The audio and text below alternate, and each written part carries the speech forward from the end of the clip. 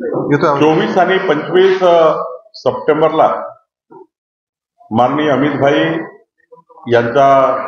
विदर्भ, मराठवाडा, उत्तर महाराष्ट्र, पश्चिम महाराष्ट्र हा संघटनात्मक प्रवास झाला आणि या प्रवासामध्ये जवळपास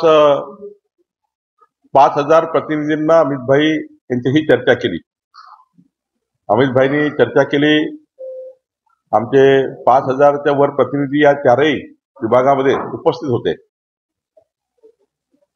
महायुतीमध्ये समन्वय असावा, महायुतीच्या संपूर्ण जागा निवडून याव्या आणि बूथ पर्यंत संघटनेच्या माध्यमातून आणि संघटनेने केंद्र राज्य सरकारच्या दोन्ही सरकारच्या डबल इंजिन सरकारच्या 14 कोटी जनतेकरता केलेल्या विकास कामाचा लाभार्थ्यांचा घरोघरी जाऊन सत्कार करावा, सन्मान करावा आणि एकीकडे संघटना एकीकडे विकास या दोन्ही चाकांनी महाराष्ट्राची पुन्हा एकदा ही महायुती जिंकावी आणि पुढच्या 5 वर्षामध्ये डबल इंजिन सरकार मोदीजी 2029 पर्यंत मोदीजी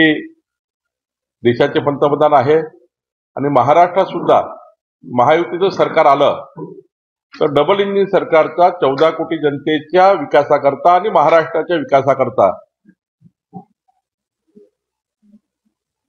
एक मोठा